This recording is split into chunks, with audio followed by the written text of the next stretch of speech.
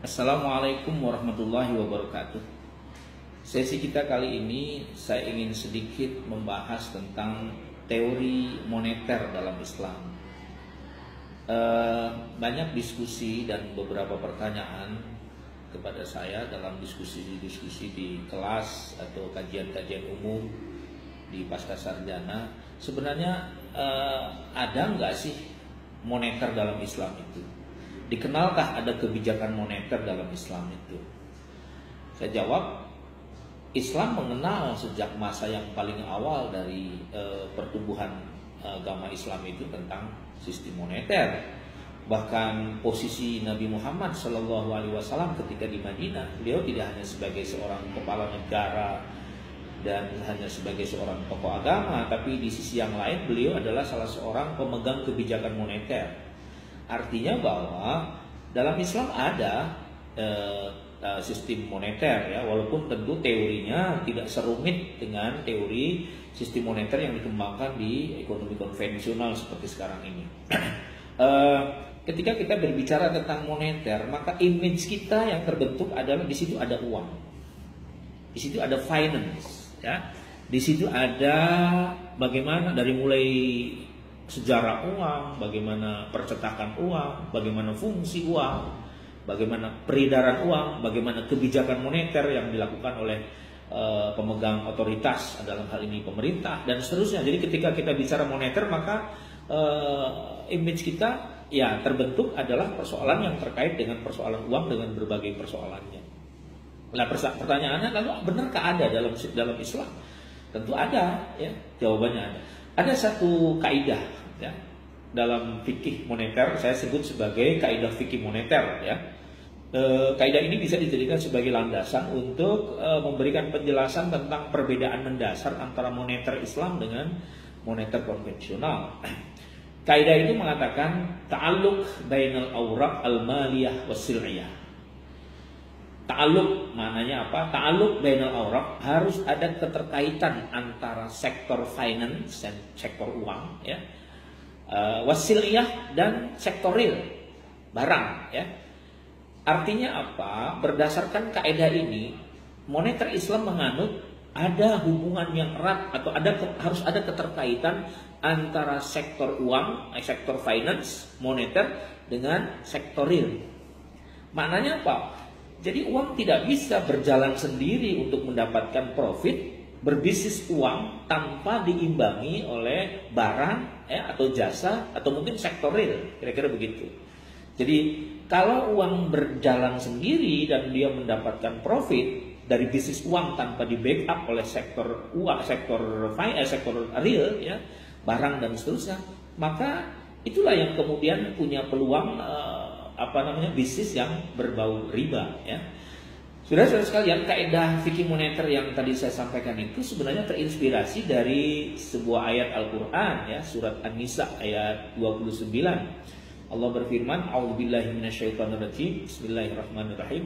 Ya ayyuhalladzina amanu la ta'kulu amwalakum bainakum bil batil illa an takuna tijaratan an taradhim minkum." Ini sebenarnya ayat yang sangat inspiratif untuk memberi penjelasan tentang perbedaan bisnis moneter Islam dengan moneter konvensional. Ayat ini juga menjadi inspirasi untuk menjelaskan seperti apa sih etika bisnis dalam Islam. Kalau saya terjemahkan tadi, wahai orang-orang yang beriman, janganlah kalian makan dari bisnis yang berbau batil, bisnis yang batil, ya. Kecuali kalian melakukan transaksi tukar menukar atau jual beli dengan cara yang ridho. Pesan pertama kita coba tafsirkan kata-kata batil yang kalau kita kaitkan dengan kaidah moneter tadi. Kata-kata batil dalam surat An-Nisa 29 itu maknanya salah satunya adalah bisnis yang berbau riba, ya.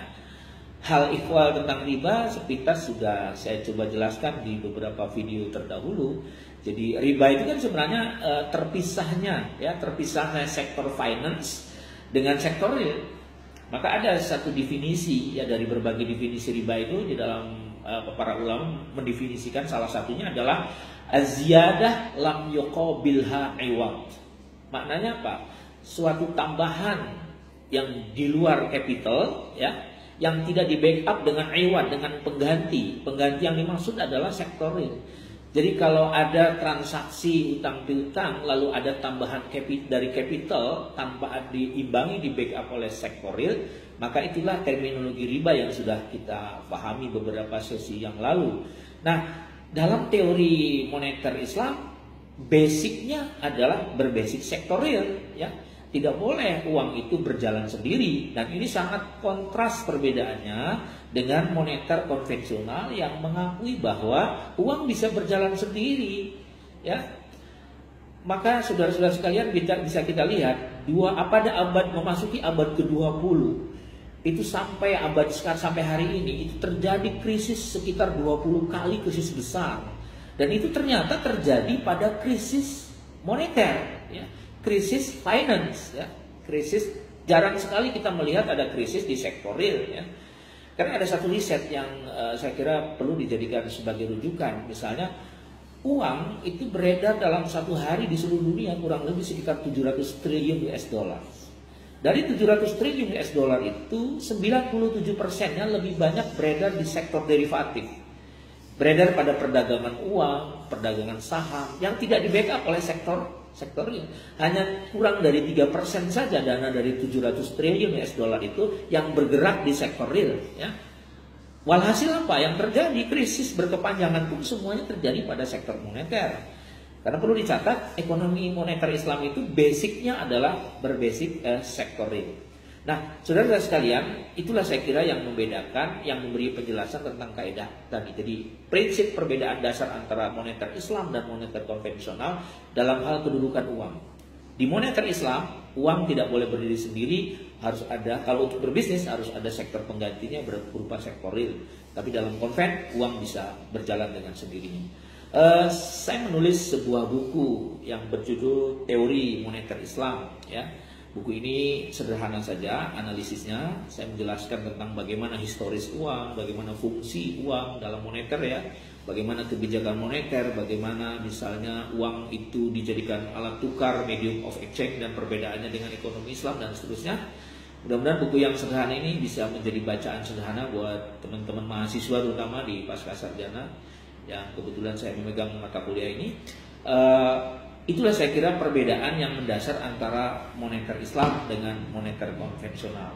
Video ini tidak cukup memberikan penjelasan utuh, hanya menyampaikan sepintas saja dari sekian banyak kajian tentang persoalan moneter dalam Islam.